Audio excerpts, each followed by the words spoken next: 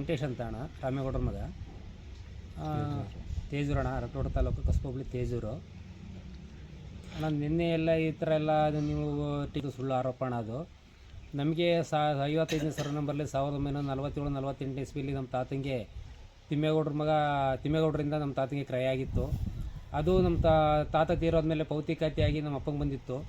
ನಮ್ಮ ಅಪ್ಪನಿಂದ ನಮಗೆ ಪಾಲುಪಟ್ಟಿಯಾಗಿ ನಮಗೆ ಇದೇ ಥರ ಪಾಲುಪಟ್ಟಿ ಇದು ಸಂಸ್ಥಾರ ಆಫೀಸಲ್ಲಿ ರಿಜಿಸ್ಟರ್ ಆಗಿ ಖಾತೆ ಪಾಣಿ ಎಲ್ಲ ನಮೂದಾಗಿವೆ.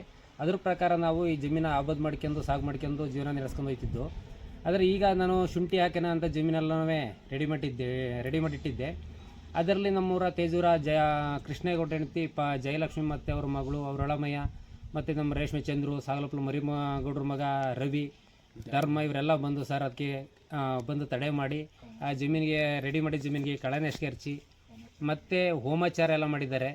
ಮತ್ತು ನಮ್ಮ ಹೆಂಡತಿ ಕೇಳಕ್ಕೆ ಹೋದಾಗ ಅವರಿಗೆಲ್ಲ ಕಳೆನೆಸ್ಕೆ ಹಚ್ಚಿ ಅವ್ರ ಬಟ್ಟೆಲ್ಲ ಹರಿದಾಕಿ ಎಲ್ಲ ಇದು ಮಾಡಿದರು. ನಾನು ಅರಕಲಗೂಡಿಗೆ 10ನೇ ತಾರೀಕಿಂದಲ್ಲ ಸತತವಾಗಿ 16ನೇ ತಾರೀಕುವರೆಗೆ ಕಂಪ್ಲೇಂಟ್ ಕೊಟ್ಟು ಅವರು ಕೂಡ ಬಂದು 112-4-5 ದಿನ ಬಂದು ನಮ್ಮ ರಕ್ಷಣೆ ಮಾಡಿದೆ. ನಾನು ಅಲ್ಲಿಗೆ ಕಂಪ್ಲೇಂಟ್ ಕೊಟ್ಟು SP ಸಾಹೇಬ್ರ ಹತ್ರನೂ ಸಹಿತ ಹೋಗಿ ಮನವಿ ಮಾಡ್ಕೊಂಡಿದ್ವಿ. ಅವ್ರು ಪರಿಶೀಲನೆ ಮಾಡ್ತೀವಿ ಅಂತ ಹೇಳಿದರು. ಈಗ ನಮಗೆ ಮತ್ತೆ ಸಾಲೋಪ್ಲೆಲ್ಲರನ್ನು ಕರ್ಕೊಂಬಂದು ಅವರ ಸಂಬಂಧಿಕರುಗಳನ್ನು ಕರ್ಕೊಂಬಂದು ಧರ್ಮ, ಚಿದಾನಂದ, ಜಗದೀಶ, ಚಂದು, ಚೇತನ್ನು, ರವಿ ಮತ್ತು ಮಸ್ಕೋಡ್ನಹಳ್ಳಿ ರಾಮಚಂದ್ರ ಅವ್ರ ಮಗ ರವಿ, ಈ ರೇಷ್ಮೆ ಚಂದ್ರು ಇವರೆಲ್ಲ ಸೇರಿ ನಮಗೆ ಭಾರಿ ನಮ್ಮ ಗೌಡ್ರು ಕೇಳೋಕೆ ಇದಕ್ಕೆ ಗಲಾಟೆ ಎಲ್ಲ ಮಾಡಿ ಹೊಡೆದು ಎಲ್ಲ ಇದು ಮಾಡಿದರು. ಮತ್ತು ಇವರು ಮಧ್ಯಸ್ಥಿಕೆ ವಹಿಸ್ಕೊಂಡು ಚಂದ್ರಣ್ಣ ಅವರು LB ಕುಮಾರ್ ಅನ್ನೋರು ಒಬ್ಬರು ಸರ್ವೇರ್ ಕರ್ಕೊಂಬಂದು ಅಳತೆನೂ ಮಾಡಿಸಿದ್ರು. ಅಳತೆ ಮಾಡಿಸಾಗ ನಾವು ಏನು ಅನುಭವ ಮಾಡ್ತಿದ್ದು ಅದು ಜಮೀನು ನಮಗೆ ಗೊತ್ತು. ಚಂದ್ರಣ್ಣ ಅವರು ನಿಮ್ಮದು ಸರಿ ಚಂದ್ರಣ್ಣ, ಯಾಕೆ ಈ ಥರ ಕರೆಕ್ಟ್ ಆಯ್ತಾ ನಿಮ್ಮದು ಅಳತೆ ಎಲ್ಲ ಅಂತ ಅನ್ನೋದಕ್ಕೆ ಓಕೆ ಮಾಡ್ಕೊಂಬಗ ಅಂತ ಹೇಳಿದ್ರು. ಮತ್ತಿನ್ನು 10 ನಿಮಿಷ ಬಿಟ್ಬಿಟ್ಟು ಜಮೀನು ಕೆಲಸ ಮಾಡ್ಬೇಕಾದ್ರೆ ಅಡ್ಡ ಕಳಿಸಿದ್ರು. ಆಗ ಏನಕ್ಕೆ ಅಂತ ಕೇಳೋದಕ್ಕೆ ಪೂರ್ಣಿಮಾ ಮತ್ತು ರವಿ ಅವರು ಚಂದ್ರಯ್ಯ ಹೇಳಿ ಕಳಿಸ್ತು ಅಂತಂದರು. ಕರ್ಸಿ ಅಂತ ಕೇಳಿದು ಆಗ ಬಂದು ಚಂದ್ರಣ್ಣ ಅಡ್ಡಾಕದೇಕಲ್ಲ ಏನು ಲೈಕ್ ಮಾಡ್ತೀವಿ ಹಂಗೆ ಹಿಂಗೆ ಎಕ್ರಿ ಇದು ಮಾಡಿದ್ರು. ನಮ್ಮ ಗೌಡ್ರು ಹಿರಿಯನಾಗಿ ಯಾಕ್ಲ ಮಗ ಈ ಥರ ಕಿತ್ತಾಡಿಸ್ತಿದ್ಯಾ, ನೀನು ಅಣ್ಣ ತಮ್ಮನೆ ಯಾಕ್ಲ ಇಲ್ಲಿ ಹುರಿಯ ಅಂತ ಹೇಳೋದಕ್ಕೆ ಊರು ಹಿರಿಕಾಗಿದೆಯಾ, ಹೇಳಬಾರಲ್ಲ ಕೇಳಬಾರಲ್ಲ ಅಂತ ಇದು ಮಾಡಿಕೆ ನಮ್ಮ ಗೌಡ್ರ ಕೊಳ್ಪಟ್ಟಿ ಹಿಡಿದು ಕನ್ನಡಕ್ಕೆಲ್ಲ ಮುರಿದಾಕಿ ಬಟ್ಟೆಲ್ಲ ಹರಿದಾಯ್ತಾ. ನಾನು ಕಿರಿನಾದ್ನಿ ಹೋಗಿ ಕೇಳಿದ್ದಕ್ಕೆ ನನ್ನ ಕಿರಿನಾದ್ನಿಗೆ ಹೊಡೆದು MSc ಆಗಿದೆ ಆಯಿತಾ. ಮತ್ತು ನಮ್ಮ ಮಿಸ್ಸಸ್ಗೆ ಅವರ ಅಣ್ಣಪ್ಪನವ್ರ ಮಗ ರಕ್ಷಿತ್ ಅನ್ನೋನು ಮೊಬೈಲಲ್ಲಿ ಫೋನ್ ಮಾಡಿ ಅವಿವ್ಯಾಚ ಶಬ್ದಗಳಿಂದ ಬೋಧನೆ, ಅದನ್ನೂ ಕೂಡ ನಾನು ಆಡಿಯೋ ಸಮೇತ ನಾನು ಸ್ಟೇಷನ್ಗೆ ಮನವಿ ಮಾಡ್ಕೊಂಡಿದ್ದೀವಿ. ಅವರು ನಮ್ಮ ಅಧಿಕಾರಿಗಳು ಪರಿಶೀಲನೆ ಮಾಡಿ ನಮ್ಮ ತಾತಂದು ಏನು 2 ಎಕರೆ ಆಸ್ತಿ ಐತೆ ಅದು ಬಿಟ್ಟು ಅವ್ರ ಆಸ್ತಿ ಎಲ್ಲಾರೇ ಇರಲಿ ಹುಡುಕೊಡ್ಲಿ, ನಮಗೂ ಅದಕ್ಕೂ ಸಂಬಂಧ ಇಲ್ಲ. ಇವರು ನಮ್ಮ ಜೊತೆ ಯಾವುದೇ ತಂಟೆ ತಕರಾರಿ ಬರಬಾರ್ದು. ನೆನ್ನೆಲ್ಲ ಮಾಡಿರೋದು ಸುಳ್ಳು ಆರೋಪ.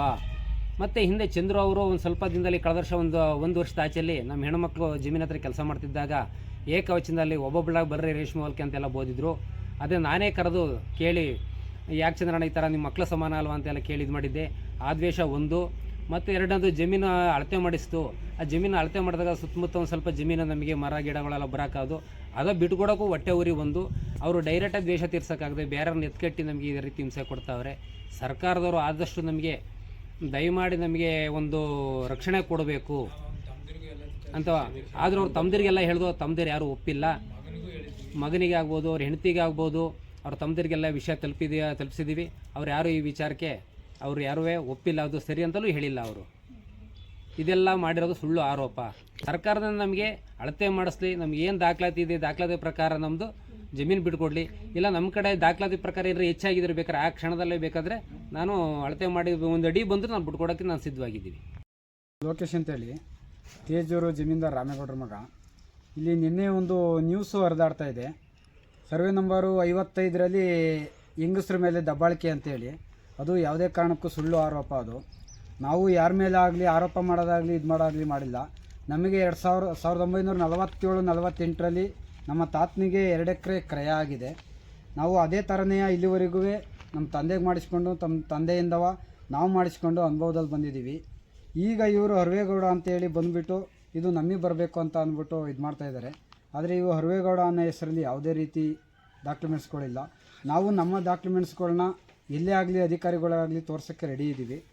ಆದರೆ ನಿನ್ನೆ ಮಾಡಿರೋ ಅಂಥ ಇದರಲ್ಲಿ ಅವ್ರದ್ದು ಯಾವುದೇ ಡಾಕ್ಯುಮೆಂಟ್ಸ್ಗಳೆಲ್ಲ ಸುಳ್ಳು ಆರೋಪ. ಅದು ಒಮ್ಮೆ ಆ ಗಲಾಟೆ ವಗೇರೆ ನಮಗೆ ಗಮನಕ್ಕೆ ಬಂದಿಲ್ಲ. ನಮಗೆ ಇವರು ಬಂದು ನಮ್ಮ ಜಮೀನು ಹತ್ರಕ್ಕೆ 1947-48 ಇಸ್ವಿಲಿ ನಮ್ಮ ತಂದೆಯವರು ಕ್ರೈಗೆ ತಗೊಂಡ್ರೆ ಜಮೀನು ಅದು.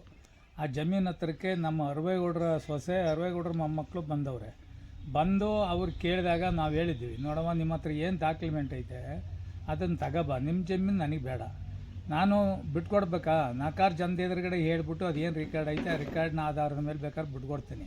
ಇಲ್ಲ ಅಂತ ಅಂದ್ರೆ ನೀವು ಸುಮ್ಮನೆ ದೌರ್ಜನ್ಯ ಅದು ಇದು ಮಾಡೋಕ್ಕೆ ಬರಬೇಡಿ. ನಾವು ಅಂಥ ಗಲಾಟೆ ಜನ ಅಲ್ಲ, ನಾವು ಸಮಾಜದೊಳಗೆ ಹೊಂದಾಣಿಕೆ ಇಟ್ಕೊಂಡು ಬಾಳ್ತಾ ಇರೋ ಜನ. ನೀವು ಯಾರನ್ನೂ ಕಟ್ಕೊಂಬಂದು ಹಿಂಗೆಲ್ಲ ದೌರ್ಜನ್ಯ ಮಾಡಿಸ್ತಾ ಇದ್ದಲ್ಲ ಯಾಕೆ? ನೀವು ಯಾರು ನಮಗೆ? ನಮ್ಮ ಬಂಧುತ್ವದಾಗಿ ನಮ್ಮ ಕರುಳು ಸೋದರಾಗಿ ನೀವು ಇಲ್ಲಿವರೆಗೂ ನಿಮ್ಮ ಮಾವ ಆಗಲಿ ಅಥವಾ ನಿಮ್ಮ ಕುಟುಂಬದವರೇ ಆಗಲಿ ಇಲ್ಲಿವರೆಗೂ ನಮ್ಮ ಮೇಲೆ ಯಾವ ದೌರ್ಜನ್ಯ ಎಸಗಿಲ್ಲ. ಇವತ್ತು ನೀನು ಯಾರ್ದೋ ಸಪೋರ್ಟ್ ಕಟ್ಕೊಂಡು ಯಾರ್ದೋ ಬಲದಲ್ಲಿ ಬಂದು ನಮ್ಮ ಮೇಲೆ ದೌರ್ಜನ್ಯ ಮಾಡ್ತಾ ಇದ್ದೀರಲ್ಲ, ನಿಮಗೆ ಸೀಮಿತವಾಗಿ ಕಾಣ್ತಾ ಐತೆ ಇದು. ಇವನು ಯಾರು ಚಂದ್ರ ಇಲ್ಲಿ ಬರೋಕ್ಕೆ? ನಮಗೇನು ಅಣ್ಣ ತಮ್ಮನ ಅಥವಾ ಬಂಧು ಬಳಗನ ಅಥವಾ ಬಾ ಮಕ್ಕಳನ್ನ? ನಾವು ಯಾರವನು?